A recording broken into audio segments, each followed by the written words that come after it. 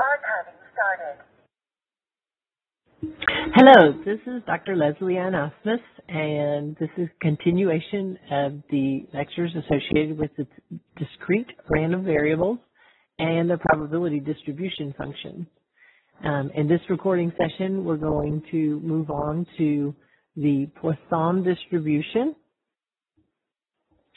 Similar to the other distributions, we've looked at the uniform. Again, we're focused on discrete random variables. And we looked at some common distributions, the uniform, the Bernoulli, the binomial, the geometric, and in previous recording session, we went through the negative binomial.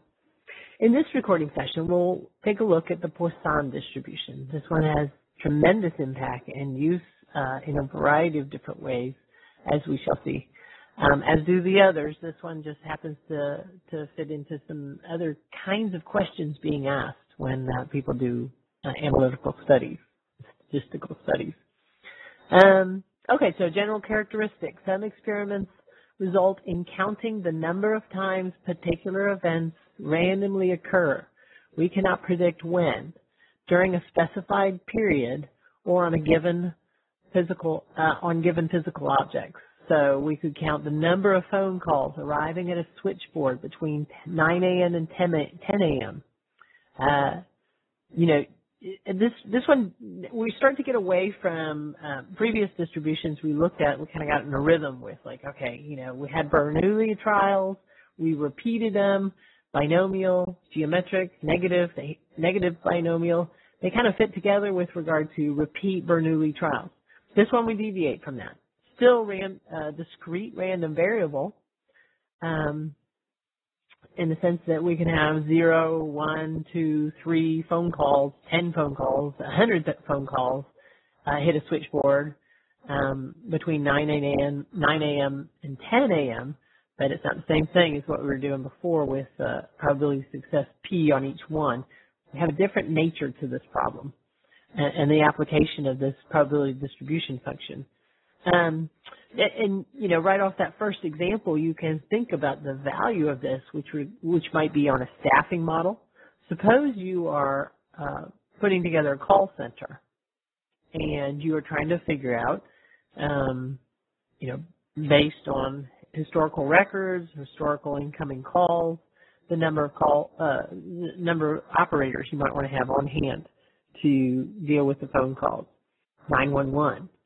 Retailer, variety of people using phone, providing phone services, health support for technology companies, somebody that sells laptops or something like this, software. So you look at the number of phone calls arriving on a switchboard between 9 and 10 a.m. Again, you'd probably look at day of the week, might look at seasonal, non-seasonal, these kind of factors, and the random variable is why the random variable number of phone calls. Is it 0, 1, 2, 3, 100? What is it? Number of flaws in 100 feet of wire. So a quality concern here.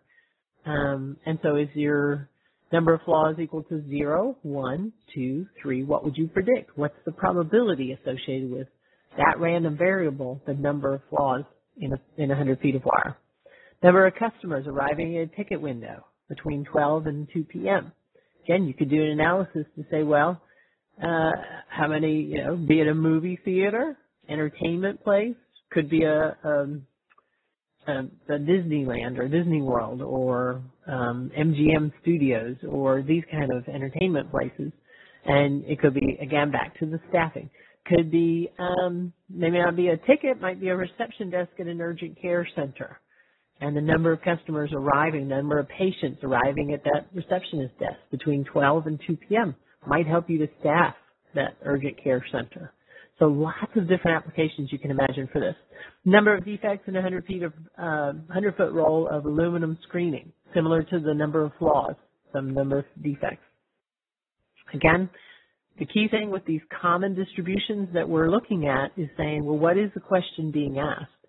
And again, the tough problem is that often when you are out in the field trying to do an analysis, trying to conduct a study, The tough problem is, well, what kind of probability distribution function fits to your problem? And what are the attributes of that probability distribution function? So, general characteristic, as I described, some experiments result in counting the number of times particular events randomly occur during a specified period or given on physical objects.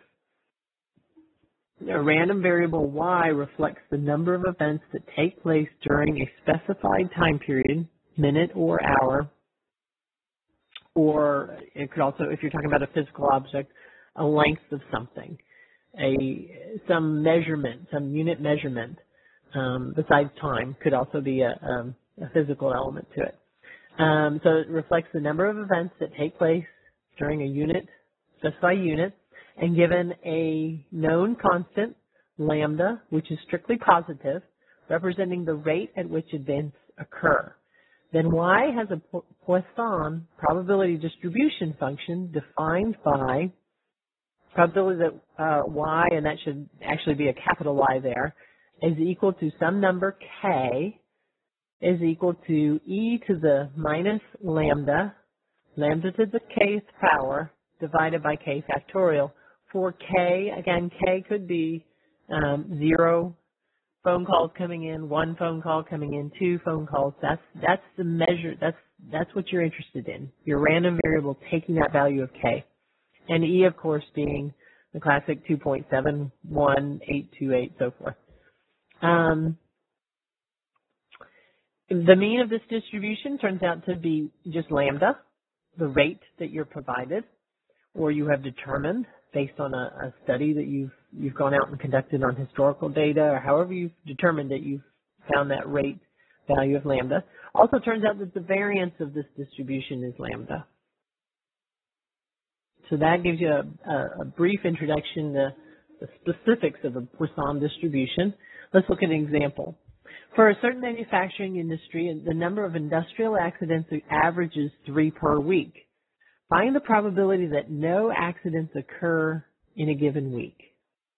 If accidents tend to occur independently of one another, and if they occur at a constant rate over time, the Poisson model provides an adequate representation of the probabilities.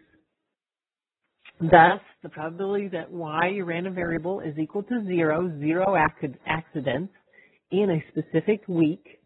Very clear to say it's not the probability at all. The first paragraph tells you accidents average 3 per week. Be very careful with Poisson distributions to look at that unit measure that's being considered. Unit, is it per week, per day, 3 accidents per day, per week, per month? That's something you have to be very careful of, the unit measurement that's being presented. So this indicated 3 accidents per week. So the probability of 0 accidents in a week would be e to the minus 3, which is lambda, times lambda, 3 to the 0 power, we want 0 accidents, divided by 0 factorial. And that turns out to be 0.05, letting y denote the number of accidents in a given week. And then I've just put up there a few other things, just noting that in your textbook, table A2 gives you some additional, and that's the thing about these common distributions, which I haven't talked too much about previously, but a lot of the common distribution functions, what you have are tables where you can go find the actual probabilities associated with certain questions. So what's the probability that there are at most 4 accidents in a given week? That's the way you interpret the first one, probability that y less than or equal to 4, at most 4. What's the probability there are at least 4 accidents in a given week? And what's the probability that there are exactly 4 accidents in a given week? So I'll leave that to you to go look those values up. And again, remember the complement rule. Probability of exactly 1 across all your sample space, all possible outcomes that can occur. So you're working with that, and what I've talked previously about with the cumulative distribution function to help you derive what those values are. Learning checkpoint. Rebuilt ignition systems leave an aircraft